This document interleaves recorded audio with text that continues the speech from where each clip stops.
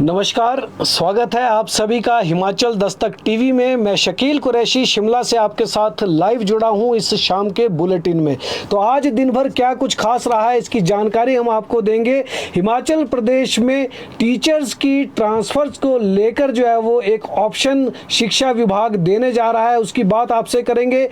प्रदेश में नई भर्तियों को लेकर मामला है, उसकी भी चर्चा आपसे करेंगे। प्रधानमंत्री नरेंद्र मोदी ने बिहार में आज हिमाचल प्रदेश को लेकर तंज कसा है, क्या बड़ी बात उन्होंने कही है, ये भी चर्चा करेंगे।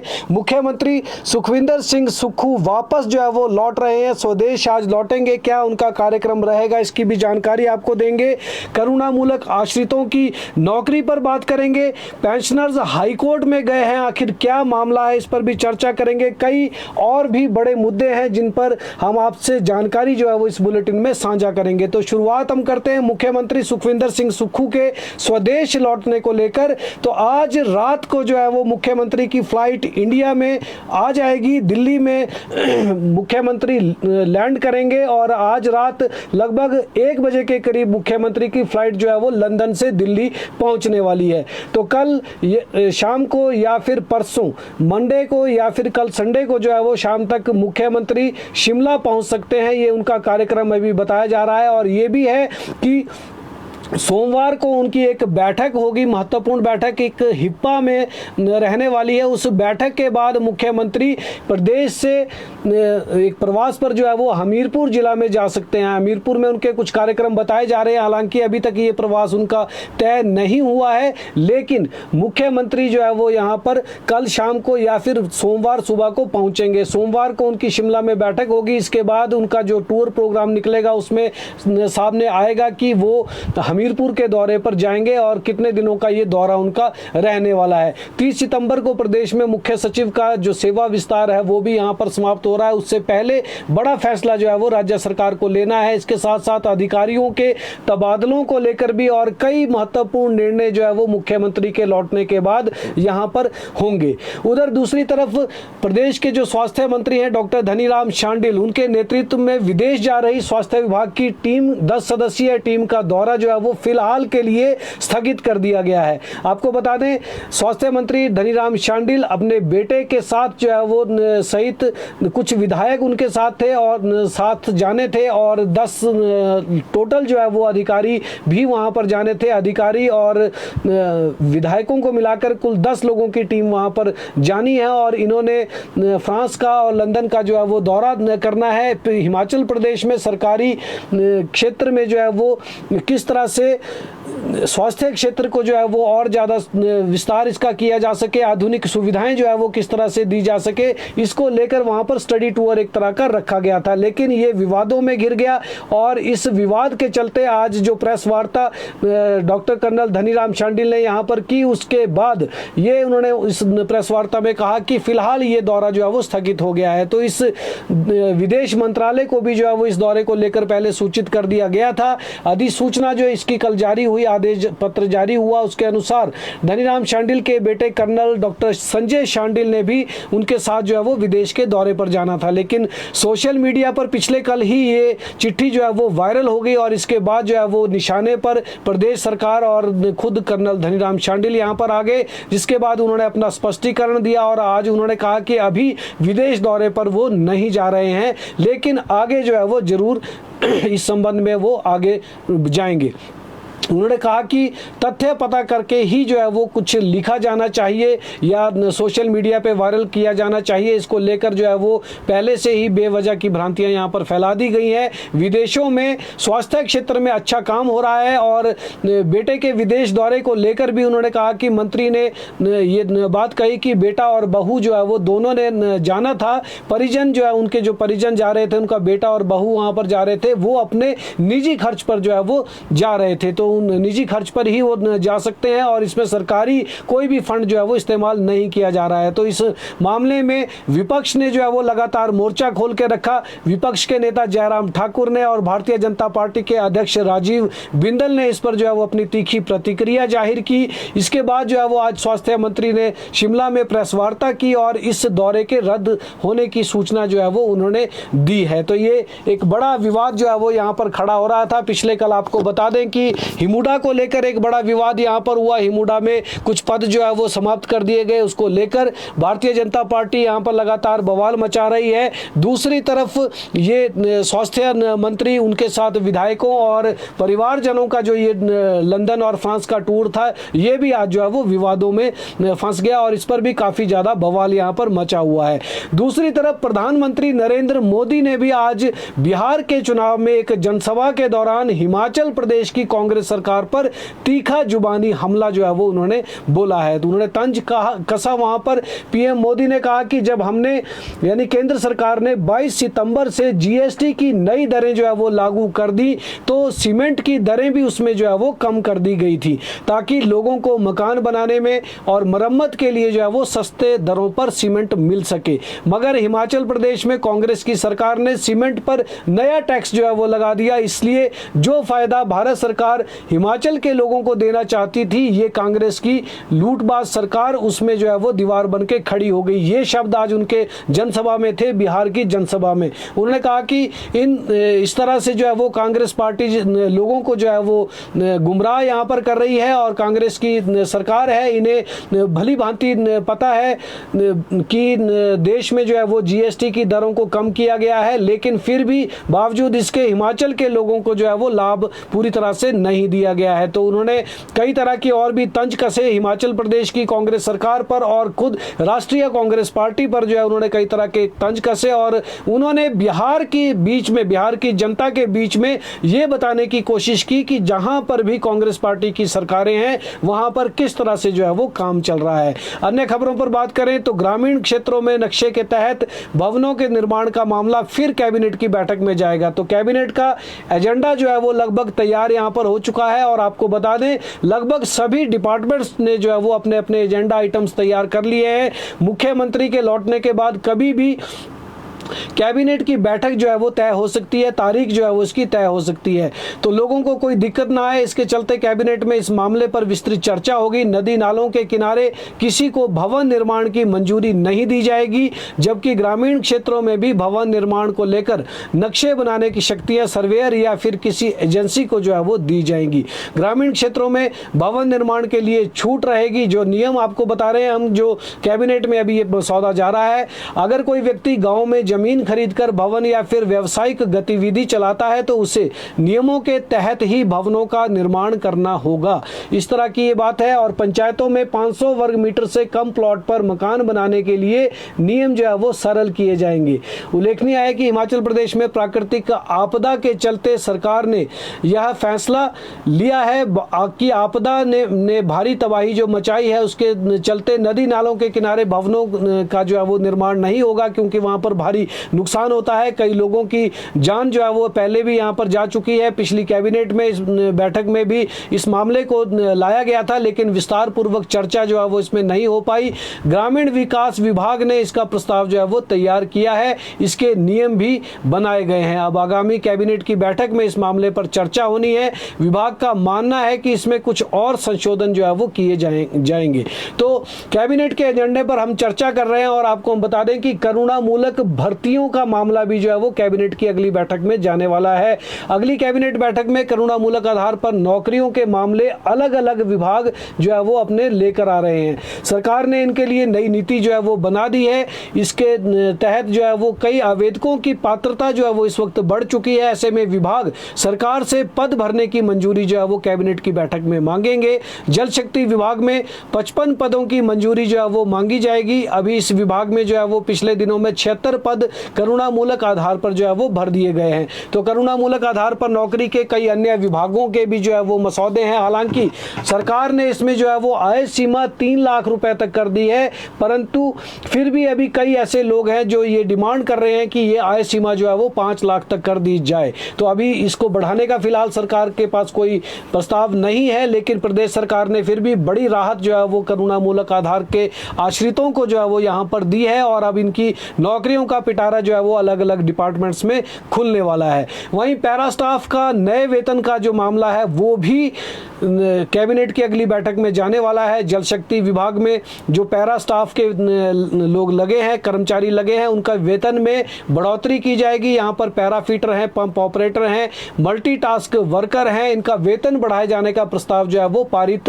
कर दिया गया है। तो विभाग की समीक्षा बैठक जो हुई थी पिछले कल, उसमें इस मुद्दे को लेकर जो है वो चर्चा की गई, जिसके बाद मामला जो है वो सरकार को भेजने के लिए कहा गया है। तो पिछले कल आपको बता दें कि जो जल शक्ति महकमे की एक समीक्षा बैठक हुई, जिसमें कई महत्वपूर्ण फैसले लिए गए हैं। उसी में एक फैसला ये भी है जिसकी जानकारी जो है वो उप मुख्यमंत्री मुकेश अग्निहोत्री ने दी थी कि पैरा वर्कर जितने भी हैं, पैरा स्टाफ जितना भी उनके डिपार्टमेंट में है, उनका वेतन जो है, उनका वेतनमान बढ़ाया जाएगा, ताकि वो लोग भी जो है वो ज़्यादा से ज़्यादा इन कर्मचारियों को भी राहत मिल सके। तो काफ़ी खुशी जो है वो इस डिपार्टमेंट के इन स्टाफ में जो है वो आज देखी गई है। और आपको बता दें, इसके साथ ये भी निर्णय हुआ है कि जल शक्ति विभाग ने जो एक और निर्णय लिया है, जिसके मुताबिक सरकार से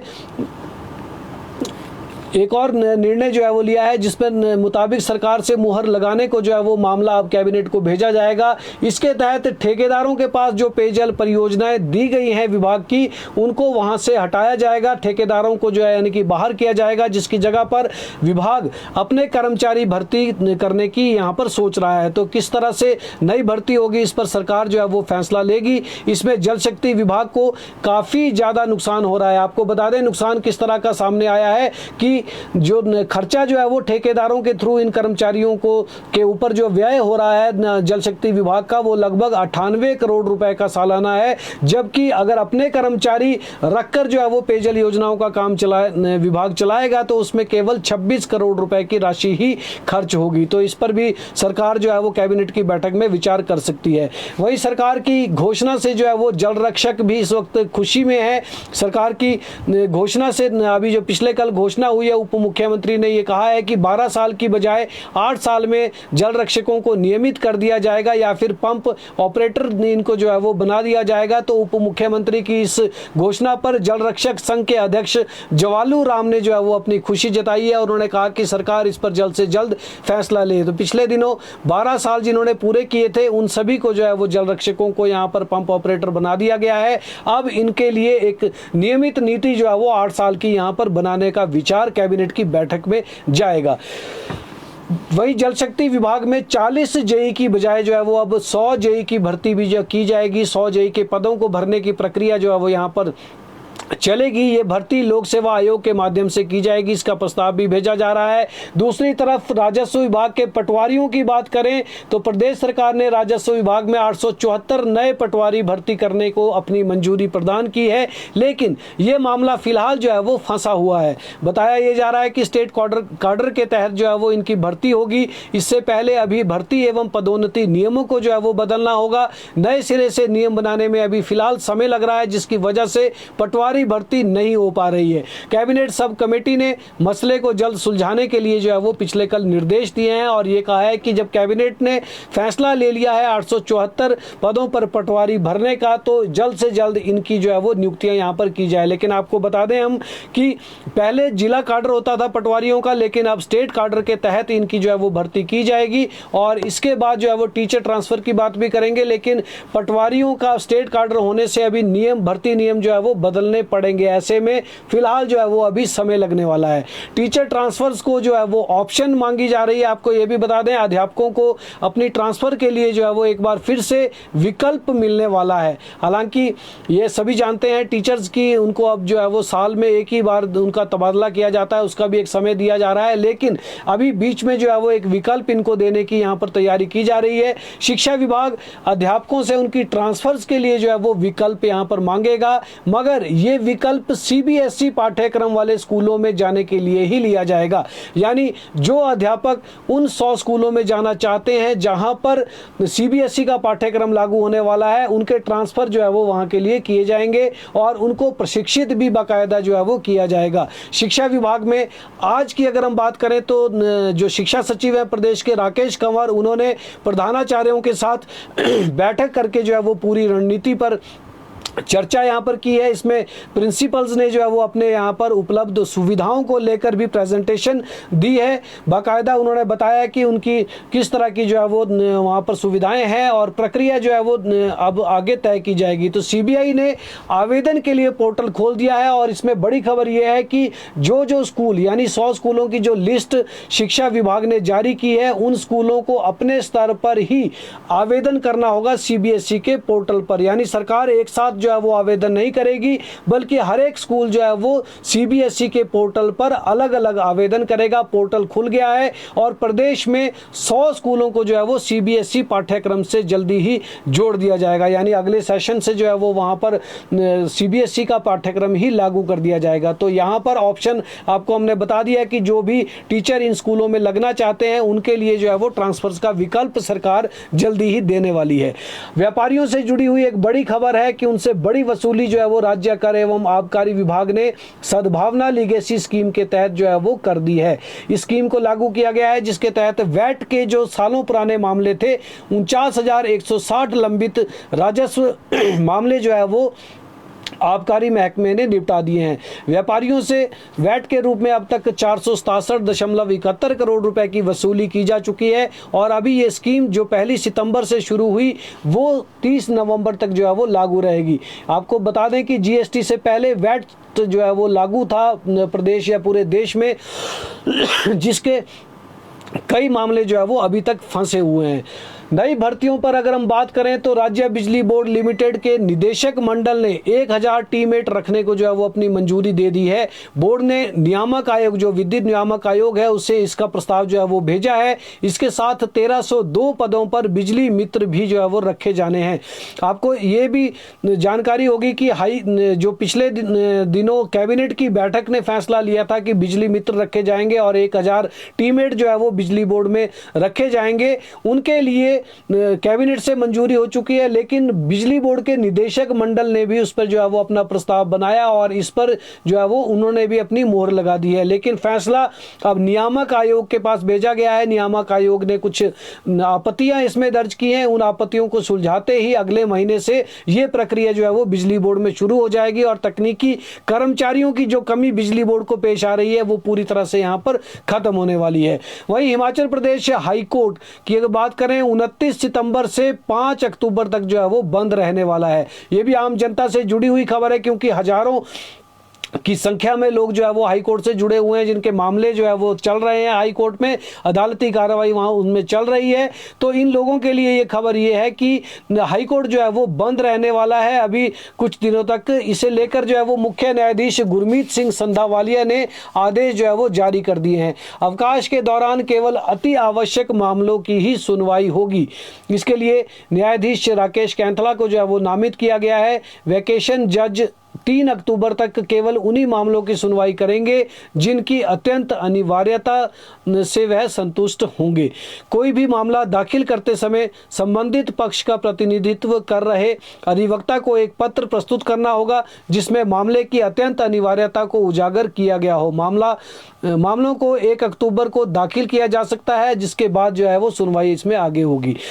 बिलासपुर जिला के कल्लर निवासी विशाल ठाकुर ने हिमाचल प्रदेश न्यायिक सेवा परीक्षा में देश भर में दूसरा स्थान जो है वो प्राप्त किया है। उनका चयन सिविल जज एवं जुडिशियल मजिस्ट्रेट के पद पर किया गया है। विशाल की यह तीसरी उपलब्धि है जो उन्होंने हासिल की है। इससे पहले वे उत्तराखंड न्यायिक सेवा 2022-23 में देश भर में प्रथम स्थान प्राप्त कर जज बने थे। साथ ही उनका चयन उत्तर प्रदेश न्यायिक सेवा में भी हुआ था और वर्तमान में वे नैनीताल में बतौर जज जो है वो सेवाएं दे रहे हैं। हिमाचल प्रदेश विश्वविद्यालय में आज आयोजित जो कार्यकारी परिषद की बैठक है, इसी की मीटिंग से पहले जो है वो यूनिवर्सिटी कैंपस में खूब हंगामा हुआ है। एसएफआई के कार्यकर्ताओं ने इस बैठक से पहले शिमला शहर के विधायक और इसी के जो सदस्य हैं हरीश जनार्था, उनका घेराव वहां पर किया। इस दौरान पुलिस और एसएफआई वर्कर्स के बीच में धक्का मुक्की हो गई। इसमें एसएफआई के एक कार्यकर्ता को हल्की चोटें भी आई हुई बताई जा रही हैं। वहीं एसएफआई कार्यकर्ताओं ने स्थानीय विधायक के खिलाफ जो है वो जमकर वहां पर नारेबाजी की। आपको बता दें, दरअसल विधानसभा के मॉनसून सत्र में भाजपा विधायक विपिन सिंह परमार ने कॉलेज यूनिवर्सिटी में छात्र संघ चुनाव शुरू करने की मांग को लेकर एक निजी संकल्प जो है वो प्राइवेट मेंबर डे पर लाया था। वहां पर कांग्रेस के अन्य विधायकों सहित हरीश जनार्था ने भी जो है वो इसका विरोध किया था। तो इसलिए आज एसएफआई के वर्करों ने आज स्थानीय विधायक का घेराव जो है वो कर दिया। प्रदेश में 7-8 सालों से जो है वो छात्र संघ चुनाव नहीं हो रहे हैं और ये छात्र संगठन चुनाव की बहाली जो है वो स्टूडेंट फेडरेशन यहां पर कर रही है। लेकिन सरकार फिलहाल जो है वो विश्वविद्यालय और कॉलेजेस का जिस तरह का माहौल चलता है और खासकर चुनावी दिनों में जो है वो वहां पर हिंसा होती है, उसे देखते हुए इन छात्र संघ चुनावों को बहाल नहीं कर रही है। तो इसी रोष के चलते आज हरीश जनार्था का वहां पर घेराव किया गया और इस बीच जो है वो पुलिस के साथ हल्की धक्का मुक्की भी वहां पर देखी गई है। मंडी जिले में नाचन क्षेत्र की प्राथमिक पाठशाला गराड़ी गाड़ का मुख्य शिक्षक आज शराब के नशे में धुत होकर जो है वो स्कूल पहुंच गया। घटना उस समय की है जब स्कूल में बच्चों की परीक्षाएं चल रही थी। शिक्षक की हालत इतनी खराब थी नशे में कि वो ठीक से खड़ा तक भी नहीं हो पा रहा था। घटना की सूचना मिलते ही कई ग्रामीण और बच्चों के अभिभावक जो है वो स्कूल में पहुंच गए। उन्होंने मौके पर शिक्षक का वीडियो भी बना लिया जो अब सोशल मीडिया पर जो है वो तेजी के साथ वायरल हो रहा है। इस मामले की पुष्टि भी जो है वो शिक्षा विभाग के संबंधित क्षेत्र के अधिकारियों ने की है और इस पर अनुशासनात्मक कार्रवाई करने का आश्वासन भी उन्होंने दिया है। वहीं स्वर्गीय विमल नेगी के मौत मामले की बात करें तो आज बिजली बोर्ड के जो चीफ इंजीनियर हैं देशराज, जो पावर कॉर्पोरेशन में पूर्व में निदेशक रह चुके हैं, उनसे आज सीबीआई ने शिमला में लंबी पूछताछ की है।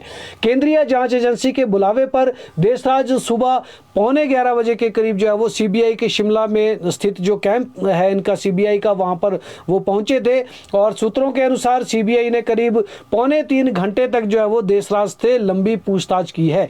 देशराज से पावर कॉर्पोरेशन के चीफ इंजीनियर विमल नेगी की आत्महत्या, ऑफिस के वर्क कल्चर, विमल नेगी के परिजनों द्वारा लगाए गए आरोप और पेखूवेला प्रोजेक्ट से जुड़े सवालों को लेकर जो है वो सवाल वहां पर पूछे गए और सीबीआई जो है वो उनसे लंबी पूछताछ आज लंबे कई दिनों के बाद सीबीआई ने की है। तो इस मामले में लगातार सीबीआई जो है वो आगे बढ़ रही है और देशराज से आज इसमें पूछताछ जो है वो उनकी हो चुकी है। इसके बाद भी अभी देशराज को दोबारा पूछताछ के लिए यहाँ पर बुलाया जा सकता है।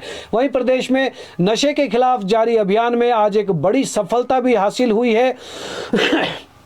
धर्मशाला कोर्ट ने कुख्यात मादक पदार्थ तस्कर सुखदेव उर्फ नानकू पुत्र को 10 साल के कठोर कारावास और 1 लाख रुपए जुर्माने की सजा सुनाई है। एक बड़ी खबर है, एक कुख्यात तस्कर है जिसे आज 10 साल की सजा यहां पर सुनाई गई है। वहीं हिमाचल प्रदेश पथ परिवहन निगम के जो पेंशनर्स हैं वो आज हाई कोर्ट का दरवाजा खटखटाने पहुंच गए हैं। सेवानिवृत्त कर्मचारियों ने हर महीने की 1 तारीख को नियमित रूप से पेंशन जारी करने की मांग को लेकर हिमाचल प्रदेश उच्च न्यायालय में एक याचिका जो है वो दाखिल कर दी है।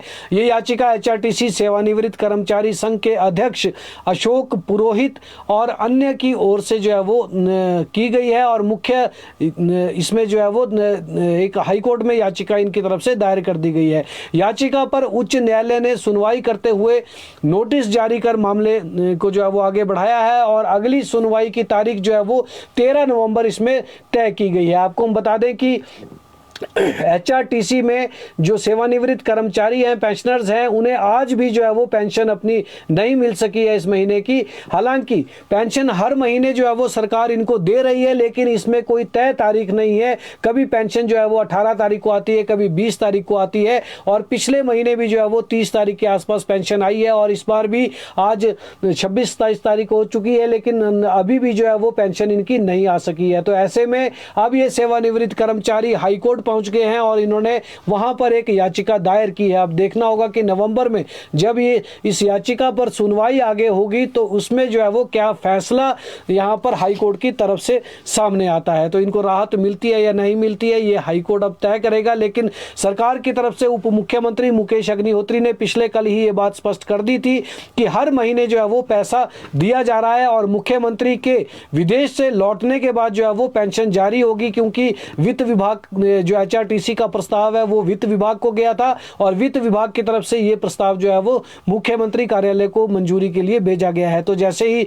सीएम आएंगे तो उम्मीद की जा रही है कि सोमवार को ही ये पैसा जो है वो पेंशन का रिलीज यहां पर कर दिया जाएगा। सरकार की तरफ से ग्रांट इन एड के मिलने के बाद ही जो है वो एचआरटीसी में फिलहाल कर्मचारियों को 5 या 6 तारीख को वेतन दिया जाता है और उसके बाद पेंशनरों को भी जो है वो उनकी पेंशन यहां पर जारी कर दी जाती है। तो हर महीने ये पेंशन आ रही है लेकिन इसकी तारीख जो है वो तय नहीं है, जिसको लेकर हाई कोर्ट का दरवाजा इन संबंधित पेंशनरों ने खटखटाया है। तो फिलहाल आज के इस बुलेटिन में इतना ही। कल शाम ठीक 6 बजे दोबारा आपसे मिलेंगे। तब तक के लिए इजाजत दें। देखते और पढ़ते रहें हिमाचल दस्तक।